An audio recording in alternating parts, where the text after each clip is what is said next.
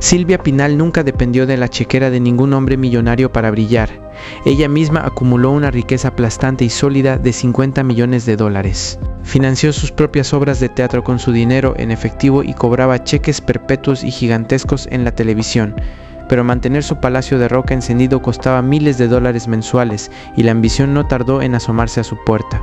Sus propios hijos expulsaron a sus administradores de toda la vida para adueñarse del control de las jugosas rentas de sus teatros. Pero, tranquilo, porque te revelaré la jugada maestra, casi de ajedrez, que usó la actriz para proteger celosamente su riqueza y evitar a toda costa que su linaje rematara sus tesoros por efectivo rápido. Todo comenzó con su primer cheque. La capital mexicana era un monstruo corporativo e implacable en los años 40. Una joven empleada trabajaba como simple secretaria en una oficina.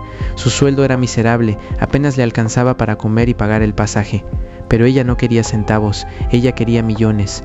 Su nombre era Silvia Pinal. Sin dudarlo, renunció a la oficina y buscó los reflectores de inmediato. Su rápido ascenso no fue un golpe de suerte ni producto del azar, fue una estrategia de negocios perfectamente calculada desde el principio. Entró a la radio, consiguió pequeños papeles en la comedia y poco a poco trabajó hombro a hombro con los verdaderos gigantes de la taquilla, compartiendo escena con monstruos como Cantinflas y Tin Tan. Ahí aprendió el negocio del cine desde adentro, entendió cómo se cobraban los cheques de verdad, descubrió muy pronto que los actores de comedia ganaban bien, sí, pero que las grandes leyendas internacionales ganaban fortunas. Silvia quería el mercado europeo, así que ejecutó un salto cuántico y arriesgado en su carrera. Abandonó por completo las comedias ligeras y se convirtió en la musa absoluta del aclamado y oscuro director español Luis Buñuel. Protagonizó la gran obra maestra internacional titulada Viridiana. La película fue fuertemente censurada por el gobierno en España, pero como suele pasar, el enorme escándalo solo disparó la taquilla. Se estrenó en París y las salas colapsaron. El éxito europeo multiplicó su valor en el mercado internacional de la noche a la mañana. Su tarifa por película se fue directo a las nubes, pero Silvia no quería ser una simple empleada de los estudios de cine. Ella quería ser la dueña absoluta de la fábrica.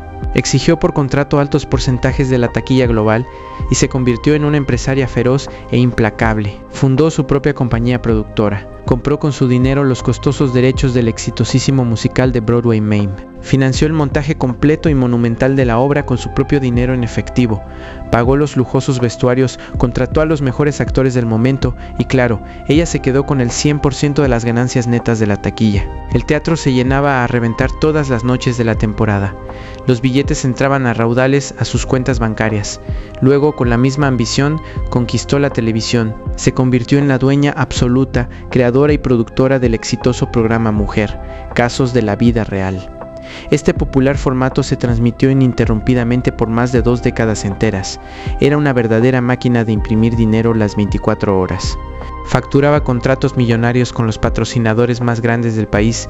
Las grandes marcas de consumo pagaban auténticas fortunas por un solo anuncio de 30 segundos durante la transmisión de su programa. Además, Televisa le pagaba cheques masivos cada mes. La suma de absolutamente todos sus negocios generó una riqueza que llegó a ser escandalosa. Sumando sus exclusividades vitalicias en televisión, sus inmensas y lujosas propiedades y las jugosas regalías constantes de sus producciones, los auditores financieros calcularon su fortuna. Su patrimonio llegó rápidamente a los niveles de un magnate empresarial de Wall Street. Aplicando el duro efecto de la inflación moderna, la inmensa fortuna de esta estrella equivale hoy fácilmente a más de 50 millones de dólares actuales. Una liquidez brutal, socio. Esta cifra aplastante la consolidó, sin lugar a dudas, como una de las mujeres más ricas e independientes de toda la industria en Latinoamérica. El mundo entero reconoció su poderío, levantó la codiciada Palma de Oro en el exclusivo Festival de Cannes. Y en México simplemente se volvió intocable. Caminaba por los interminables pasillos de la empresa Televisa con la cabeza en alto, como si fuera la dueña del lugar. Absolutamente nadie se atrevía a cuestionar sus decisiones o sus presupuestos. Recibió un apoteósico e histórico homenaje en vida en el majestuoso Palacio de Bellas Artes y fue coronada unánimemente como la última gran diva de México. Pero, socio, tienes que entender algo. Una fortuna líquida de 50 millones de dólares no se guarda bajo el colchón. ¿En qué inmensas propiedades y lujos excéntricos gastaba realmente todo su efectivo la mujer más poderosa de la televisión? El dinero en esas cantidades exige demostraciones públicas de poder. Silvia Pinal materializó sus millones en un impresionante imperio de bienes raíces. Construyó una majestuosa, envidiada e imponente mansión en la zona del Pedregal de San Ángel. En aquella época era el código postal más exclusivo y costoso de toda la Ciudad de México. Inmensos terrenos rodeados de lava petrificada que estaban reservados única y exclusivamente para la más alta élite financiera y política del país. La casa fue diseñada estrictamente a la medida de sus gustos. Utilizaron roca volcánica pura de la zona y maderas finas de altísima importación. Era una verdadera fortaleza de lujo inexpugnable. El costo de esta enorme residencia en los años 60 fue de millones de pesos en puro efectivo. Si ajustamos el inmenso valor del suelo y la tremenda plusvalía de la zona al día de hoy, esa propiedad supera fácilmente los 10 millones de dólares en el mercado actual. Era su búnker personal, y su ambición inmobiliaria no se detuvo ahí, para nada. Mientras los actores normales y corrientes rentaban teatros por temporadas, ella iba y compraba los teatros completos. Adquirió su propio y masivo recinto de espectáculos en el pleno centro de la ciudad. Compró el icónico Teatro Diego Rivera, lo remodeló de arriba a abajo con su propio dinero, le cambió el nombre y lo bautizó con letras de oro como Teatro Silvia Pinal. Al hacerlo, canceló para siempre el tedioso pago de rentas a terceros. Cada boleto vendido en esa taquilla iba directo a engordar su enorme cartera. También adquirió propiedades de ultralujo en el cálido puerto de Acapulco. Eran mansiones espectaculares diseñadas exclusivamente para el descanso y las fiestas de la alta élite. El interior de sus millonarias residencias era literalmente un museo privado. El tesoro máximo de su casa colgaba en la pared principal de su inmensa sala, un retrato original, pintado al óleo y de cuerpo entero.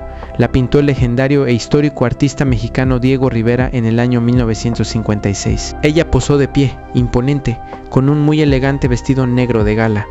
El famoso pintor no le cobró ni un solo centavo por la obra. Fue un regalo personal por la profunda admiración que le tenía. Pero con el paso de las décadas, ese hermoso regalo se convirtió en su activo financiero más valioso. En el voraz mercado internacional de arte actual, una obra original de Diego Rivera de esas dimensiones exactas tiene un precio casi incalculable. Los expertos tasadores en subastas estiman su valor de salida en más de 3 millones de dólares actuales, una verdadera fortuna colgada en la pared de su casa, una pintura que requiere de seguros costosísimos y un mantenimiento climatizado especial. Su estilo de vida era un derroche constante de glamour. Consumía alta costura europea a la medida. Viajaba frecuentemente a París y a Madrid en vuelos de primera clase. Se hospedaba sin mirar los precios en las suites presidenciales más caras de los grandes festivales de cine de Europa. Acumuló con los años una colección impresionante de joyas de diseñador exclusivas, enormes diamantes, esmeraldas puras y oro macizo que adornaban su cuello en absolutamente cada evento público al que asistía. El contraste con su lejana época de secretaria oficinista era brutal. Había triunfado rotundamente en un duro mundo dominado casi por completo por hombres. Vivía rodeada constantemente de intelectuales muy respetados, de artistas de talla mundial y de la mismísima cúpula política del país. Los presidentes de la República cenaban en el comedor de su casa. Era una matriarca en el sentido más absoluto de la palabra.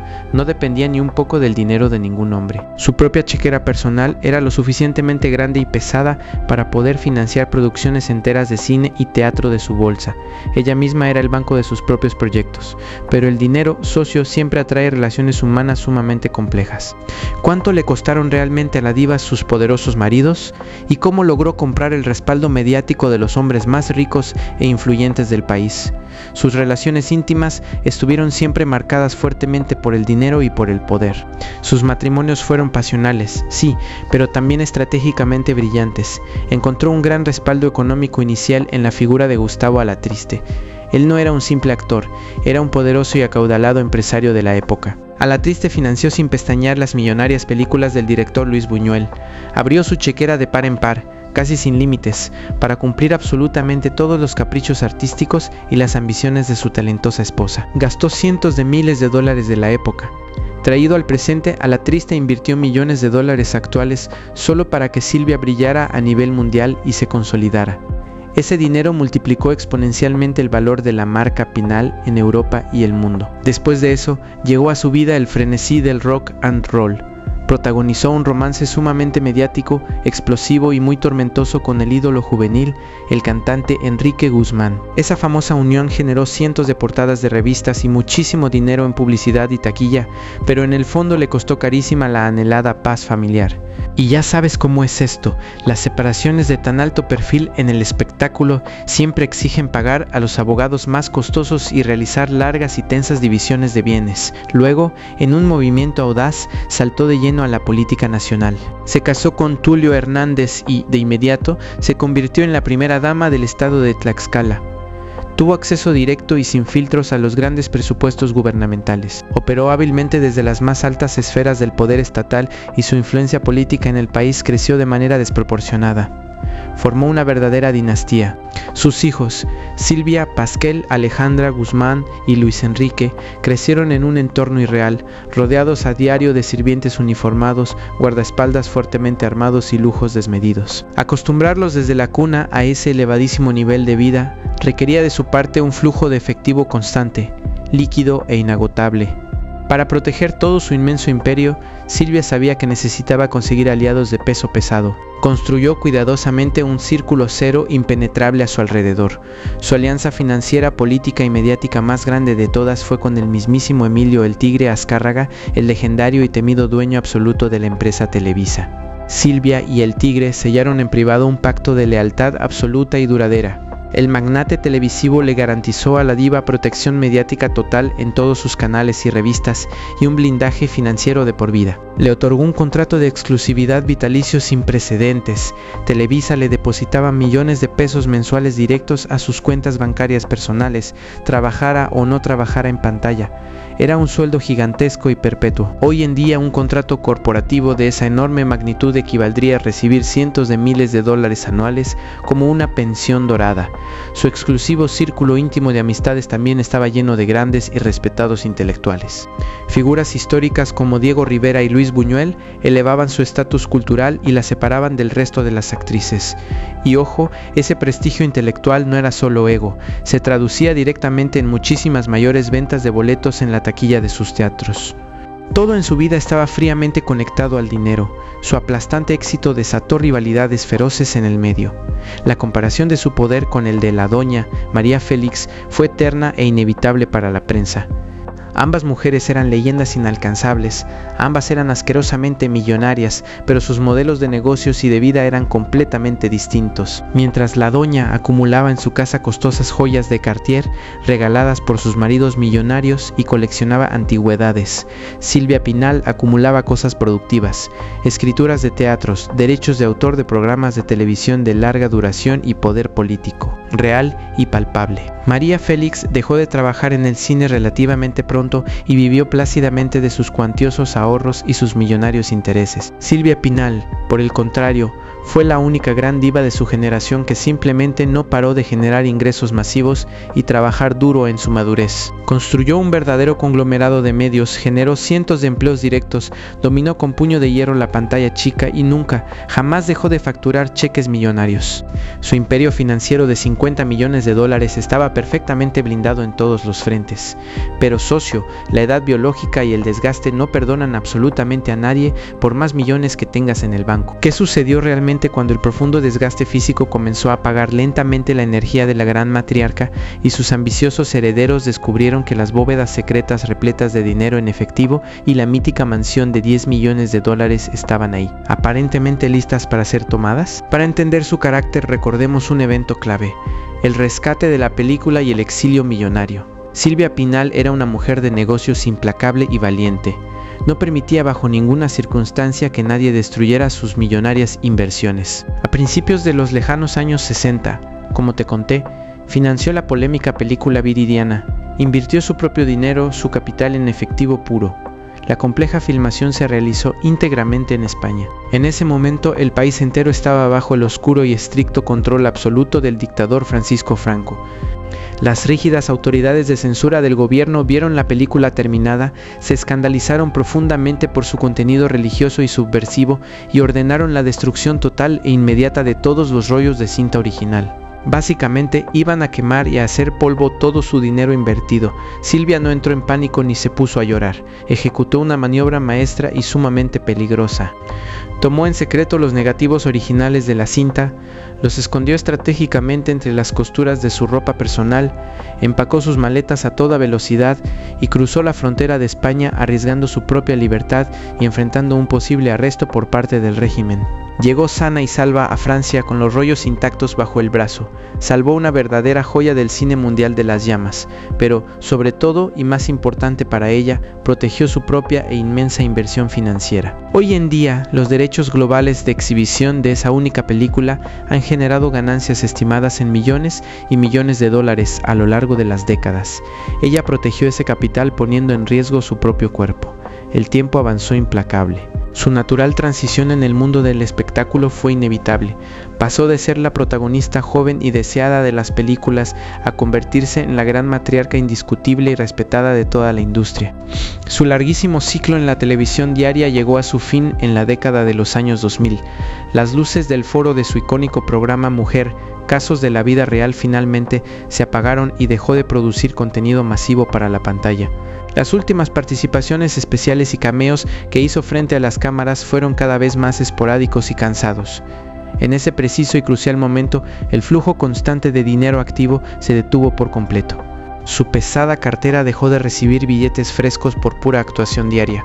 A partir de entonces, su inmenso imperio financiero comenzó a depender entera y exclusivamente de sus rentas. Cobraba alquileres altísimos y en dólares por el uso de sus teatros a otras compañías productoras. Vivía cómodamente de los enormes rendimientos bancarios de sus inversiones previas y sabias decisiones inmobiliarias. Y por supuesto, también dependía en gran medida de su jugosa exclusividad vitalicia con la cadena Televisa. Era un gran sueldo mensual perpetuo, una entrada de efectivo libre de impuestos y garantizada. Pero, como todo buen contador sabe, un imperio gigantesco de bienes raíces requiere un mantenimiento constante y sumamente costoso. En el fatídico año 2000, la gran matriarca enfrentó su peor y más peligrosa crisis económica y legal. Un feroz, sucio y oscuro conflicto político y sindical con las asociaciones teatrales de la ciudad la puso literalmente contra la pared. El inmenso poder estatal, manejado por sus enemigos, intentó aplastarla corporativamente. Se emitió una fuerte orden de captura y aprehensión en su contra. Pero la gran diva no estaba dispuesta a pisar el frío suelo de una celda. Huyó del país de inmediato. Inició un triste exilio forzado hacia la ciudad de Miami, en Estados Unidos.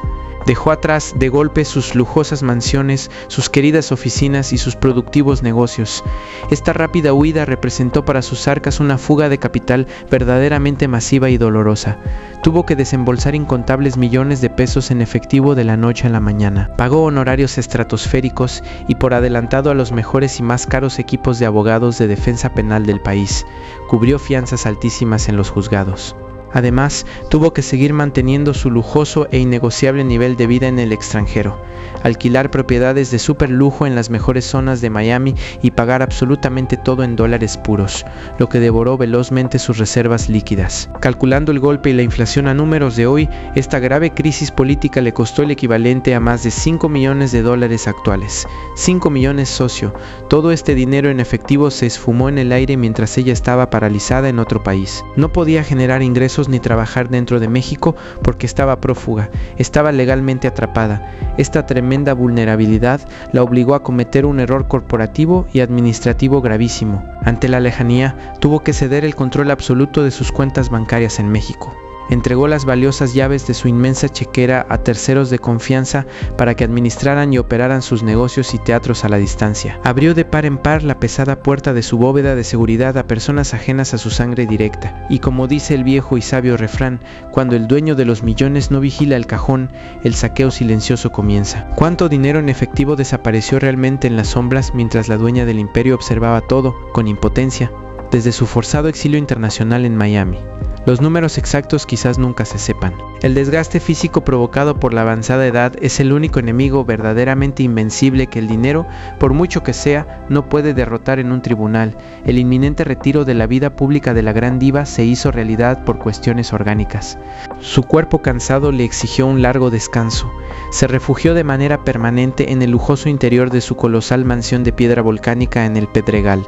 Pero, socio, mantener esa enorme fortaleza de piedra en funcionamiento óptimo es un negocio muy costoso. La mansión opera a diario con altísimos costos de mantenimiento de rutina, el pago quincenal de la enorme nómina de empleados de planta, cocineros, mozos, jardineros, enfermeras, los modernos y exigentes sistemas de seguridad privada de alta tecnología monitoreando 24/7, las fuertes cuentas de servicios básicos de semejante propiedad y el minucioso cuidado de los acabados de lujo y obras de arte. Mantener tan solo las luces encendidas y la temperatura de ese palacio cuesta muchísimos miles de dólares mensuales. Todo este dinero salía mes con mes de sus ahorradas cuentas bancarias mientras ella descansaba postrada en su habitación. Pero la matriarca, con toda su experiencia, sabía perfectamente y de primera mano que las grandes fortunas, casi siempre, terminan destruyendo a las familias si no hay orden. Tomó una decisión sumamente firme, fría y muy calculadora. Ordenó a sus abogados de cabecera dejar absolutamente todo su inmenso patrimonio estrictamente notariado, etiquetado y en perfecto orden legal. Quería evitar a toda costa el inminente colapso y la rapiña de su imperio de 50 millones de dólares. Creó complejas bóvedas financieras y fideicomisos intocables.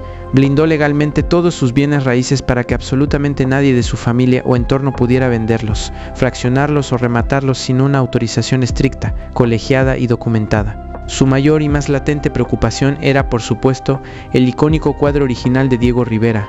Esa pintura histórica vale muchísimos millones de dólares en el despiadado mercado internacional del arte. La diva la aseguró legalmente bajo un esquema notarial inquebrantable, evitó por completo la posibilidad de su venta impulsiva o un remate a escondidas por parte de sus herederos. El famoso cuadro quedó estipulado que le pertenece por igual a toda la dinastía, no a un solo individuo en particular.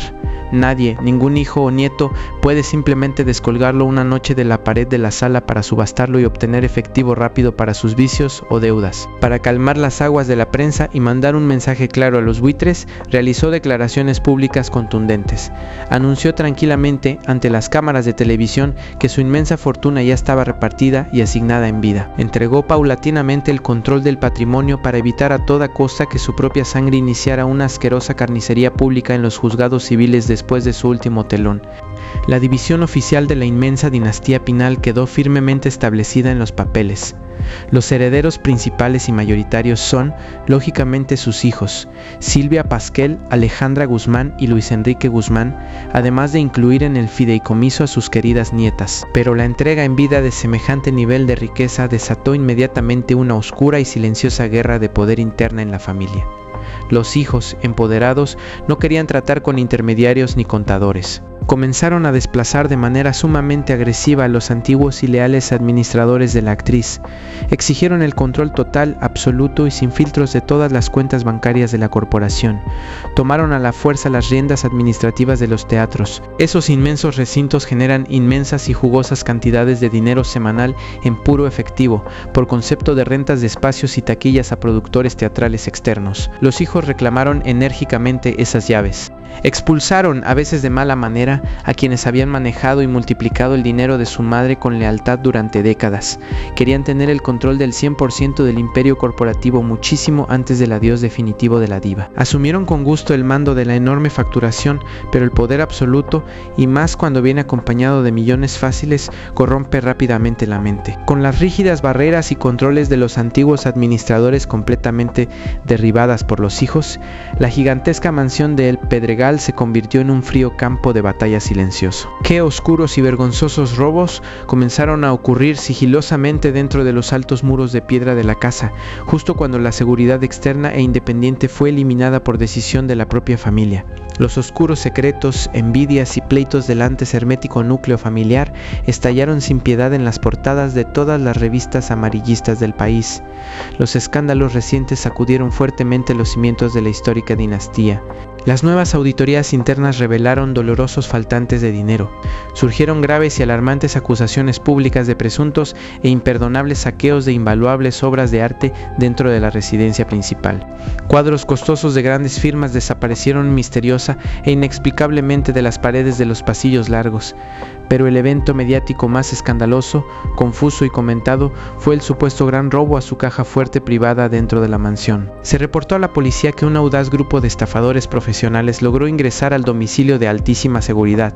Engañaron fácilmente mediante llamadas al personal de servicio doméstico el famoso cuento de la patrona tiene un problema. y lograron extraer de la casa un lote completo y pesado de joyas brillantes que estaban celosamente guardadas en las bóvedas de la actriz. El mundo del espectáculo enloqueció con la noticia policial.